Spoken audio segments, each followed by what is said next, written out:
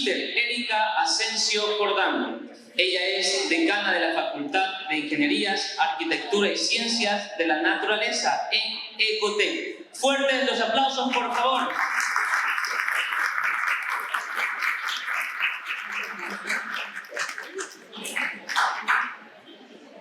Quiero que en este momento se imaginen que están en un vuelo con destino al lugar de sus sueños.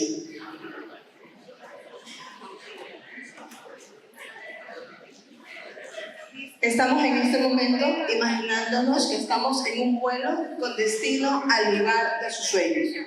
Y de repente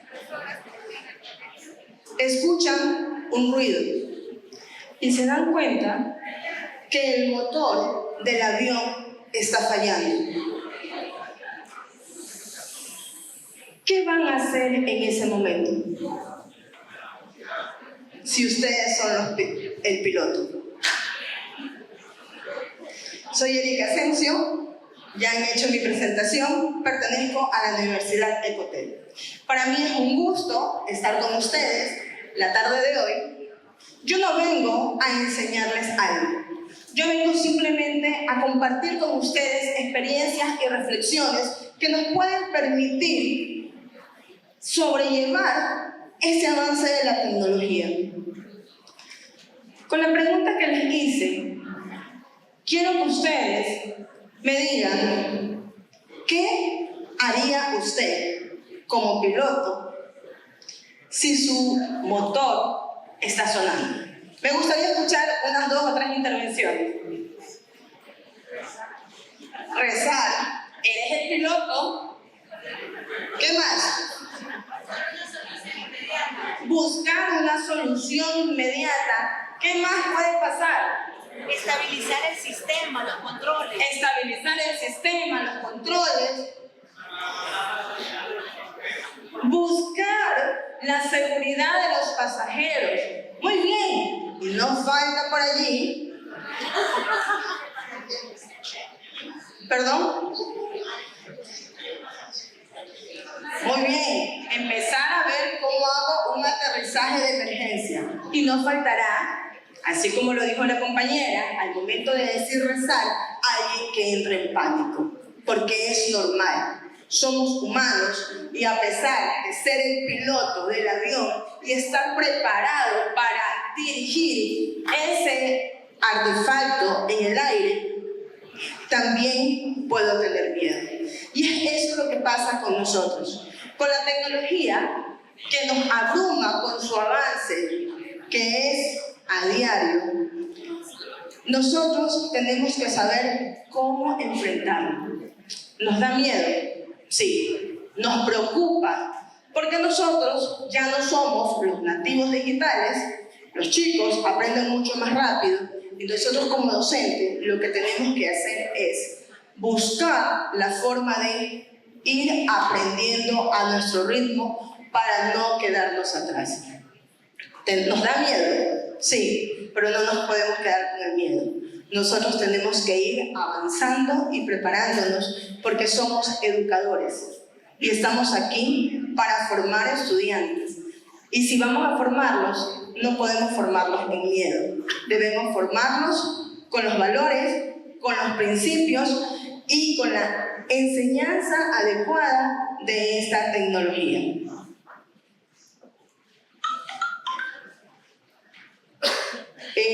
Con una exposición anterior, vimos también un aula similar de las épocas anteriores. Yo puse allí 1980-2024. Esas imágenes son generadas por IA.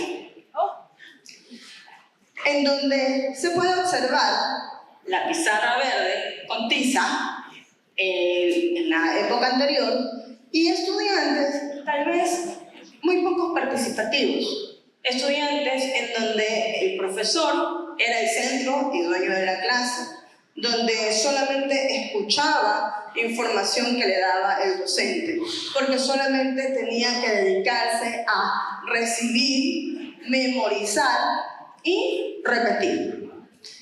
¿Qué pasa en las aulas del 2024? Aparte de la evolución tecnológica que hemos tenido, aparte de todo el avance en la educación, nosotros podemos observar también que nosotros como educadores hemos ido cambiando y nos hemos ido formando con el propósito de hacer nuestras clases más participativas. El rol del docente ha cambiado. Ya no somos el docente dueño de la palabra, ahora somos el docente que busca que los estudiantes participen. Me gusta escuchar a mis estudiantes. Quiero que a partir de ellos salga el concepto que quiero definir ese día. Entonces, nosotros hacemos una clase participativa en donde tanto docente como estudiante son importantes. Es allí donde radica el cambio o la diferencia entre esas dos imágenes. Que tal vez, sí, tenemos igual pupitres, tenemos igual una pizarra, pero el cambio está en lo que nosotros como educadores hacemos en cada hora de clase.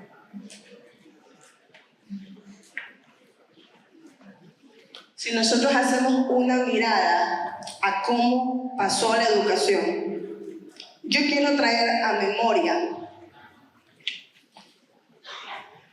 2020.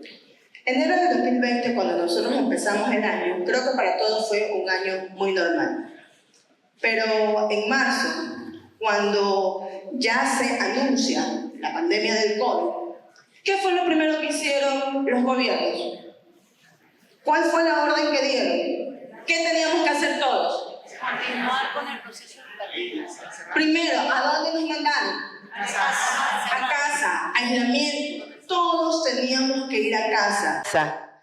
¿Y cuál fue, una vez más, pilotos del avión? Entramos en pánico, porque creo que a todos nos pasó. Entramos en pánico, primero, por todo lo que se venía a venir por esa pandemia y todo lo horrible que se veía. Segundo, porque al momento de llevarnos a casa, no se fue a casa solamente Erika a su casa, se fue a casa las profesiones, se fue a casa el aula de clase, se fue a casa los bancos, todo tuvo que cambiar. Entonces fue importante en ese momento la ubicuidad. De cualquier parte tuvieron que conectarse. Y nuestro primer temor, de pronto, en ese momento, que teníamos aulas, tal vez como esta de aquí, que ya usábamos tecnología y que esperábamos implementar más tecnología en un futuro, nos tocó improvisar. Y en ese momento, llenarnos de tecnología. Sé que muchos de ustedes, muchos docentes, porque lo viví también en experiencia en los medios que estoy, tuvieron miedo, se acogieron a la jubilación, porque era un cambio radical. Ya las clases no iban a ser presencial y nosotros estamos acostumbrados a ver a nuestros estudiantes, a tocarle el hombro si algo hizo bien, a estar moviéndonos en el salón. ¿Y qué duro fue? Yo creo que a todos nos pasó las primeras semanas de clase, qué duro fue estar sentados frente a una pantalla donde a veces por conectividad no podíamos ver a los estudiantes. Y uno tenía que estar, Juanito, ¿estás? María, conéctate, Pamela, ¿dónde estás? Y yo sentía que estaba hablando con espíritus allí porque no sabía ni siquiera si estaban o no estaban. Fue un cambio muy duro. ¿Y qué hicimos en ese momento? ¿Cuál fue, como educadores, cuál fue la actitud que tomaron? ¿Qué actitud tomamos? Vamos, continuar, no me puedo quedar. ¿Nos dio miedo? Sí, pero nos dio miedo y con miedo avanzamos. Es preferible con miedo seguir a quedarme allí y saber qué hubiera pasado si lo hubiera hecho. Con miedo avanzamos. Ese giro nos lo dio la pandemia, en donde empieza a incrementarse de una mayor forma la tecnología. Y en esa época, nos pudimos dar cuenta, me pude dar cuenta también, de que mis estudiantes eran nativos digitales, efectivamente, pero no tenían cultura digital. A ver, voy con los chicos. Cuando ustedes estuvieron en época de pandemia, ¿sabían utilizar procesadores de textos? Herramientas colaborativas, como el procesador de Google, el presentador de Google. En algunos casos sí, ¿no? Pero la mayoría no utilizaba. Y allí fue para nosotros, docentes, un reto. Porque los estudiantes, claro, son nativos digitales, pero de esas herramientas que ellos utilizan a diario.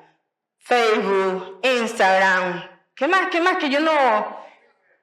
Twitter, TikTok, eso sí tengo. ¿Qué más? No, hay otras cosas que Snapchat, eso ya no sirve, ya no, es antiguo. Ah, no, ya está pasado de moda. Bueno, yo no estoy actualizada en esas cosas.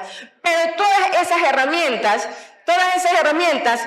ellos son genios. Pero no las podían implementar en el momento de pandemia y nos costó también a nosotros poder enseñarlos para que puedan utilizar y estemos conectados al mismo tiempo, ellos desde sus casas y nosotros desde las nuestras.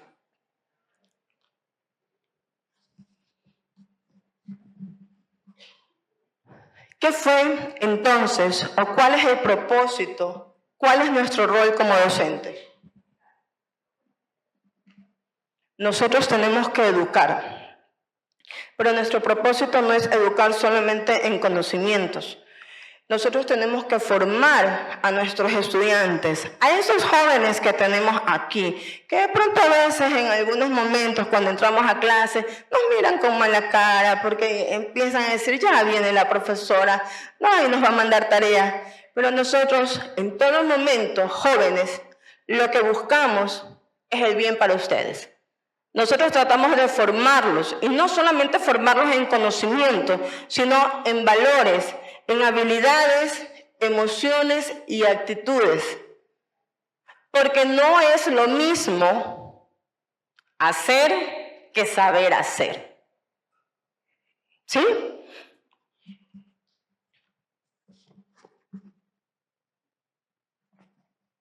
¿Y cómo educamos? Yo recuerdo, sí tengo algunos añitos ya, así que yo recuerdo que en la escuela, no, en el jardín fue, a mí mi profesora, no me acuerdo el nombre, pero tengo tan grabada la imagen, me dio en alguna ocasión con una regla en las manos. Esa era la forma de educar en algún momento, ¿sí? Que nos castigaban. Nosotros, ¿cómo educamos? Los jóvenes que no me están prestando atención en este momento porque están conversando, creo que ya mismo me voy a ir por allá a sentarme y desde allá voy a dar la exposición. ¿Cómo educamos nosotros? Con la aparición de la tecnología, nuestra forma de educar ha cambiado. Tenemos más herramientas para poder poner en uso en el aula. Yo soy informática, pero yo siempre digo que la tecnología tiene sus pros y sus contras, y tenemos que saber convivir con ella. Uno de los avances significativos de la tecnología es la IA, nuestra razón de la convención, la inteligencia artificial. Esta inteligencia artificial no aparece recién este año o el año pasado, ya tiene 50 años con nosotros. Porque muchas herramientas que nosotros hemos estado utilizando, o muchas cosas que hemos estado utilizando, ya son IA. Ustedes se han dado cuenta que cuando están con su celular y solamente ponen buscar, a mí me gusta viajar mucho, así que yo siempre estoy buscando pasajes para algún lugar. No viajo, pero igual los busco. Entonces, pongo un viaje a Bogotá y se han dado cuenta que el celular, de repente, usted hizo una búsqueda, Solamente le empieza a mandar publicidad de viajes a Bogotá, lugares que puedes ir a Bogotá. ¿Se dan cuenta de eso? Son los algoritmos que utiliza cada una de las herramientas que nosotros tenemos. Estos algoritmos que son simplemente un conjunto de pasos para lograr un propósito, que en este caso el propósito es engancharnos comprando el pasaje, en mi caso, estos algoritmos se alimentan de la información que nosotros ponemos a diario. Es lo que pasa con la IA. La IA es una inteligencia artificial. Nosotros somos una inteligencia humana. La IA, como lo dijeron también, no tiene emociones. Puede, de pronto, emular patrones de emociones como el robot Sophie, que vino el año pasado acá a Ecuador, que estuvo en una exposición en la UES, creo que fue. Puede emular emociones porque hace así, sonríe, hace así. Esa era la sonrisa. Simplemente simula. Nosotros no podemos comparar la inteligencia artificial con la humana. Sin embargo, con cada cosa que nosotros hacemos, con cada búsqueda que hacemos, vamos nutriendo más esta inteligencia.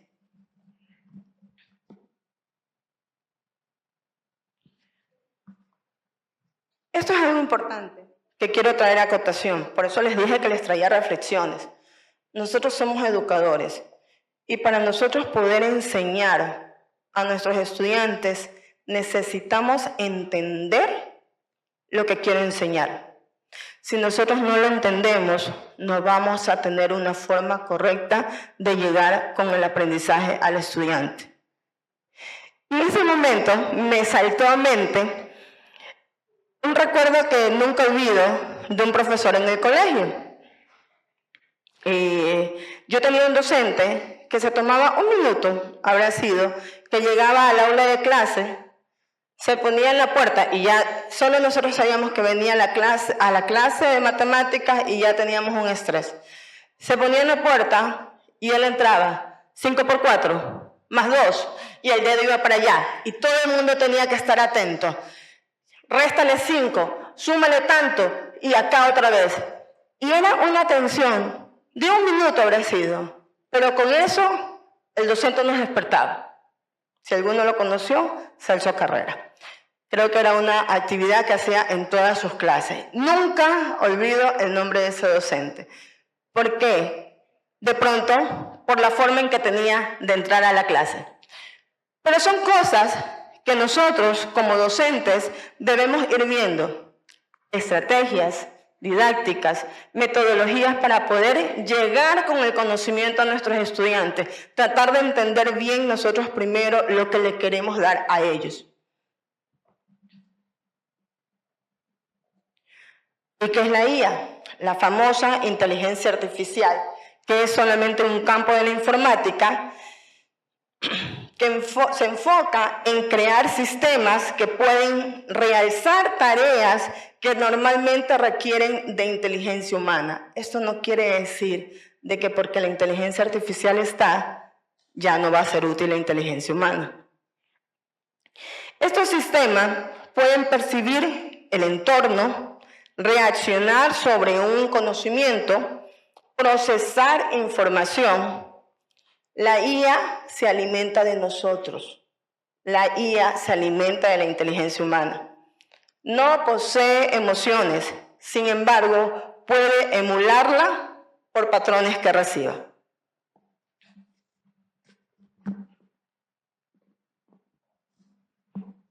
Otra imagen creada con IA, con ChatGPT.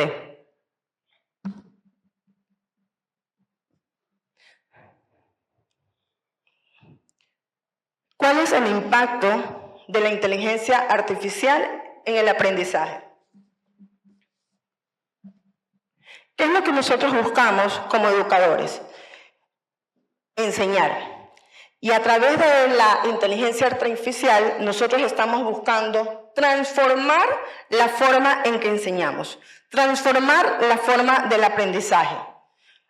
Los educadores enseñan Los estudiantes aprenden utilizando nuevas herramientas y las instituciones gestionan los recursos que necesitamos para poder utilizar estas IA.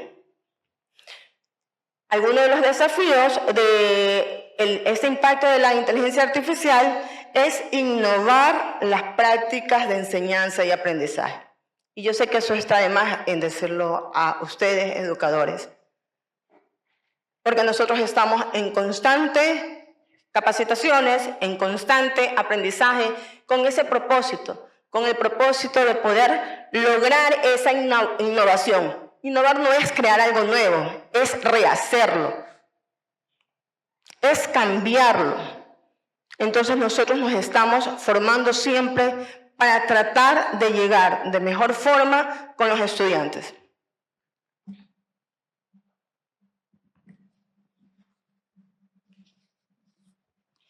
Cuando me puse a revisar las herramientas de inteligencia artificial y sale el listado de herramientas, sí dije, el auditorio debe haber usado más de una de estas, porque ustedes las han utilizado hace mucho tiempo. Y sin embargo, no sabían que estaban alimentadas por la inteligencia artificial. Nuevamente, la inteligencia artificial está con nosotros ya 50 años atrás. Sócrates, ¿qué permite? Resolver problemas, entender conceptos de matemáticas. El Puzzle es una herramienta que permite hacer videos interactivos en donde también se pueden hacer actividades interactivas. Smartit, que ofrece lecciones personalizadas de matemática. Por eso yo les dije, yo no les vengo a enseñar herramientas, ustedes han de conocer mucho más de las que yo uso. Sin embargo, el propósito de esto es saber qué vamos a hacer con esas herramientas. El Mentimeter, yo lo utilizo mucho cuando termino mis clases para las lluvias de ideas, que en una palabra me digan qué fue lo que comprendieron de la temática que se dio en clase. Pero el Mentimeter tiene encuestas, retroalimentación. Power BI es una herramienta que se utiliza actualmente para análisis de datos. Se habla mucho ahora de Big Data, Machine Learning, que son simplemente algoritmos que permiten revisar datos y tener una información mucho más organizada. Y en el caso de Power BI, usted puede analizar datos y crear tablas de más fácil comprensión para generar reportes también de fácil revisión. Y ChatGPT. Para mí, ChatGPT es una de las herramientas que han tenido mayor acogida. ¿Quién ha usado ChatGPT? Levante la mano, por favor. Todos. Ah, por ahí hay algunos que no. Perfecto.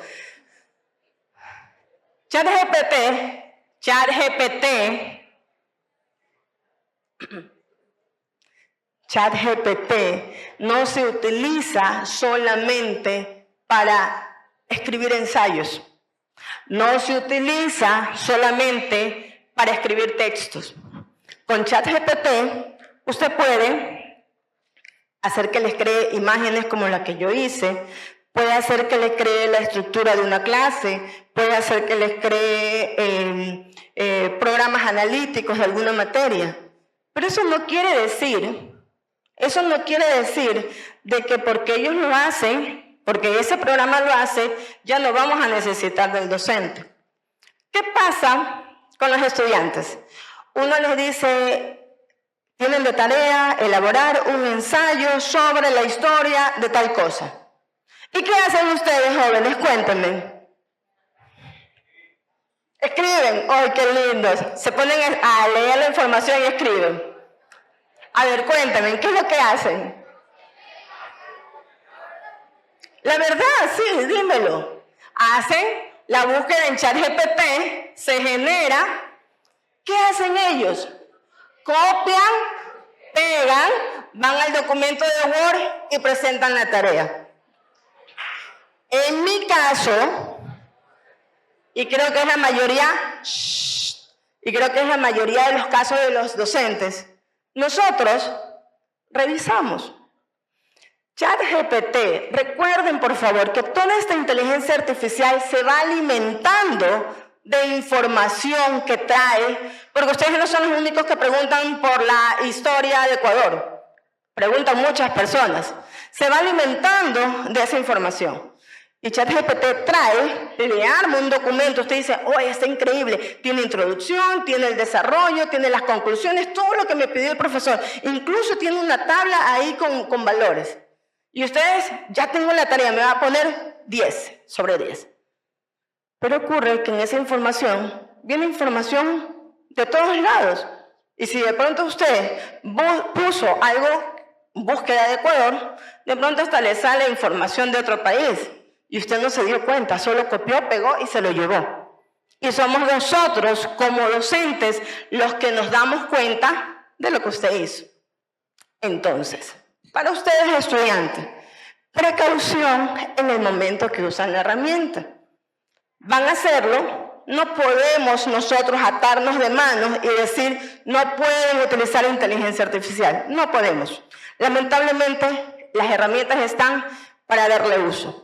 Lo que nosotros podemos hacer es enseñarles la forma correcta de utilizar. ¿Sí? Entonces ustedes generan y lean antes de copiar y pegar o antes de enviar al docente.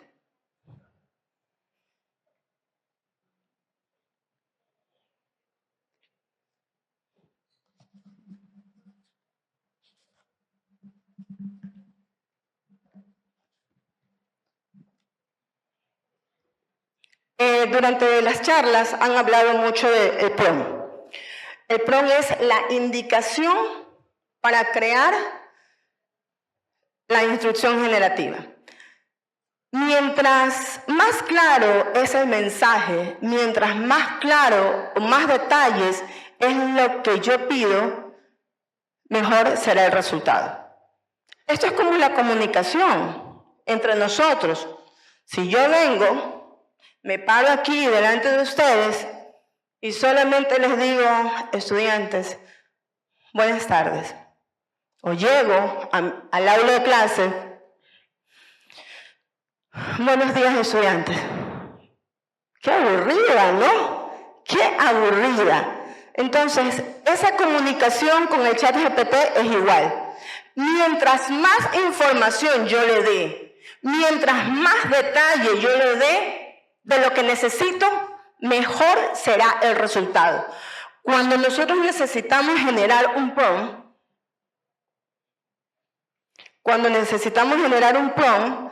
tenemos que darle un rol, qué quiero y si necesito algún formato específico. En este caso, esa imagen fue creada por el ChatGPT y lo que yo le dije, que no es una instrucción tan completa, crea una imagen que represente los cambios que ha tenido la educación en un formato JPG.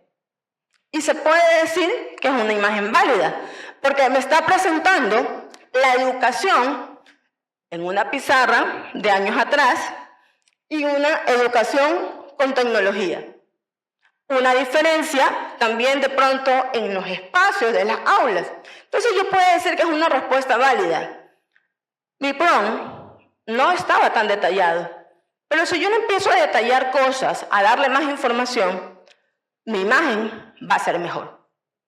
De esto se trata el uso adecuado de las herramientas IA. Usted quiere un buen resultado, dele más información, dele más detalle de lo que usted requiere. Y herramientas, hay muchas. Yo ahí mencioné de pronto las más comunes, de pronto de esas muchos han utilizado, y acá hay muchas más que ustedes pueden utilizar, como asistentes de escritura, elaboración de resúmenes, generación de presentaciones, transcripción de videos, creación de imágenes, programación de códigos, entornos de prueba, incluso detección de plagio. Herramientas hay muchas. ¿Qué es lo que nosotros tenemos que hacer? ¿O qué es lo que nosotros como docentes y ustedes como estudiantes deben hacer? Como docentes, nosotros debemos repensar en nuestra forma de aprendizajes e intereses de ellos, de los estudiantes. ¿Qué debemos promover para lograr mejores aprendizajes? Observen aquí, esto es Gaturro. Edificios inteligentes, celulares inteligentes, autos inteligentes, electrodomésticos inteligentes, que nos dicen hasta si la carne ya tiene demasiado tiempo en congelación. Digo yo, ¿no es mejor invertir más en educación que tener gente inteligente? Vuelvo a mi punto. La tecnología tiene sus pros y sus contras. Con el avance del tiempo, nosotros hemos dejado de hacer cálculos matemáticos. Cuando uno le pregunta a los estudiantes, ¿cuánto es 6 por 4? Busca el celular y abre la calculadora. ¿Por qué se miran? Porque es verdad. ¿Sí? Ya no lo pensamos, ya no nos aprendemos las tablas de multiplicar como en nuestra época las aprendíamos. Ahora ustedes consideran de que eso no es importante. ¿Por qué? Porque tienen las herramientas para hacer esos cálculos. Pero ¿qué pasa en ese momento con nuestro cerebro? A ver, jóvenes, ¿qué pasa con el cerebro de cada uno de ustedes si no lo utilizamos? ¿Sí?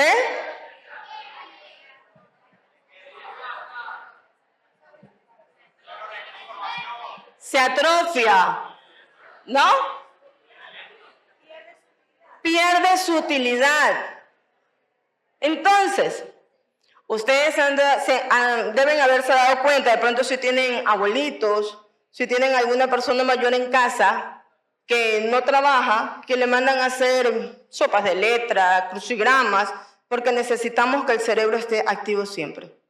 Nuestro cerebro tiene que estar activo porque necesita de actividad para seguir trabajando y para seguir viviendo. Si nosotros nos dedicamos solamente a tener todo fácil, antes el televisor no tenía control remoto y si queríamos cambiar el canal, teníamos que levantarnos a cambiar el canal. Ahora, ustedes tienen control para todo. Control para el aire acondicionado, control. Alexa, enciende las luces. Alexa, ponme tal música. Alexa, voy al baño, enciende la luz del baño. Todo lo tienen controlado. Y nosotros seguimos sentados. Entonces, esto es un mensaje más que para los docentes, para ustedes, jóvenes. Porque tienen toda una vida por delante. Pero si vamos a dejar... Gracias. Si vamos a dejar que la tecnología nos gane, la inteligencia artificial será más inteligente que nuestros cerebros. Y allí sí habremos perdido. Entonces, nosotros tenemos que buscar ser inteligentes también.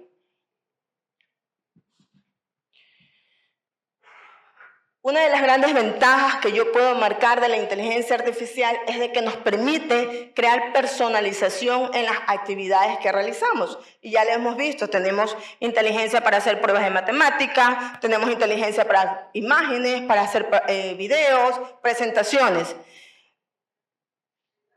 Pero también nosotros debemos buscar que estas herramientas ayuden a los estudiantes. Pero no solamente hacer las tareas, no solamente facilitarles la vida, sino que lo ayuden a crear un criterio, un pensamiento crítico. Ok, le mandamos a hacer el ensayo sobre la historia del Ecuador, ya sabemos que lo hicieron con ChatGPT, así que vamos a tomarnos unos 5 minutos para compartir con 3 o 4 estudiantes que salgan y nos expongan sobre su ensayo. Como ellos, por lo menos, deben haberse tomado la molestia de haber leído, pueden defender alguna idea del ensayo. Pues maestros, si no lo estamos haciendo, los invito a que ese sea una parte de nuestro replantear la docencia ante la IA. No podemos pelear con las herramientas de la inteligencia artificial. Ya están, han venido para quedarse. nosotros tenemos que ver cómo podemos trabajar con ellas. Así que, de ahora en adelante, a nuestros queridos estudiantes, como ya sabemos que utilizan inteligencia artificial para sus tareas, vamos a hacerlos más partícipes de la clase y vamos a hacerles crear ese pensamiento crítico que necesitamos. Que nos den una opinión sobre lo que escribió el compañero Juanito. Que salga un debate a partir de lo que escribió Ana María. Entonces, de esta forma, vamos a hacer que los cerebros de nuestros estudiantes sigan activos.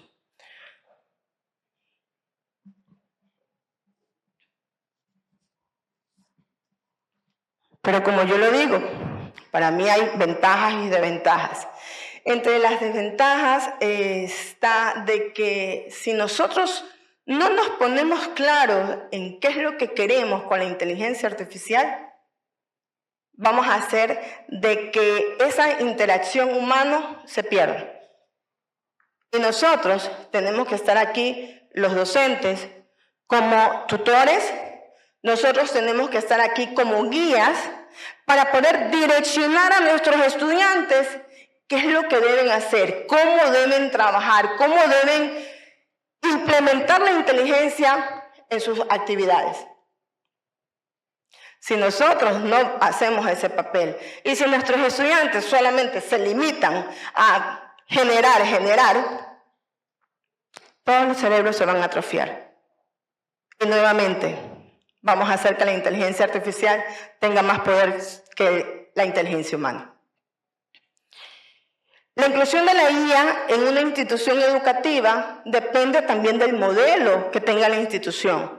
Y no es tener inteligencia artificial para todo o no tener inteligencia artificial para nada. Allí también las instituciones deben ir viendo cuándo o en qué parte de la currícula yo voy a utilizar inteligencia artificial. Porque vuelvo y repito, ya no podemos contra ella, tenemos que unirlo. Como dicen, si no puedes contra el enemigo, únete a él. Hay que unirse a la IA. Y tenemos que ver cómo implementarla en cada una de las actividades o materias. No hay que usarla en todo.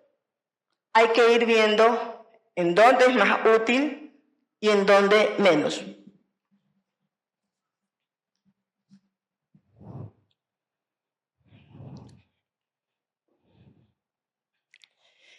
¿Qué nos preocupa ahora? ¿O qué me preocupa a mí? Que tengamos analfabetos. Los analfabetos del siglo XXI no serán aquellos que no sepan leer y escribir, sino aquellos que no sepan aprender, desaprender y reaprender. Y es a donde los invito a cada uno de ustedes a que nosotros debemos poder hacer esto. Aprendimos algo, los tiempos han cambiado, entonces me toca ahora desaprender para ubicarme en el nuevo tiempo, para lograr reaprender. Miren ese dibujo. ¿Te preocupas por el avance de la inteligencia artificial? No. Me preocupa más el retroceso de la inteligencia natural. Y eso es en realidad lo que nosotros deberíamos cuidar. Evitar que la inteligencia artificial le gane al humano. La IA es imparable y cuanto antes aprendamos a usarla y sobre todo a dominarla, mejor nos irá a todos. No se trata de no incluir la inteligencia artificial. No se trata de verla como un enemigo. Pero sin embargo, tenemos que aprender a ajustar las actividades, a ajustar los tiempos, porque si ya sabemos que es más fácil para los estudiantes generar resultados, ajusten tiempos y empezar a generar criterios con los estudiantes. para que ellos sean entes de crítica a partir de lo que han creado. La inteligencia artificial ya vino a quedarse. Está con nosotros hace 50 años. Es un término que aparece recién y tiene tiempo en eso. Como docentes, yo los invito a que podamos ir viendo estrategias adecuadas para sobrellevar esa aparición de la inteligencia artificial. Y a mis estudiantes, yo los invito a que aprendan a ser críticos en la forma como utilizan la inteligencia artificial. Cosas que generamos con la inteligencia artificial también dan miedo, porque mientras más información le des, más claro será el resultado. Así que yo los dejo a ustedes con esta inquietud. ¿Cómo vamos entonces a actuar ante la IA? Muchas gracias.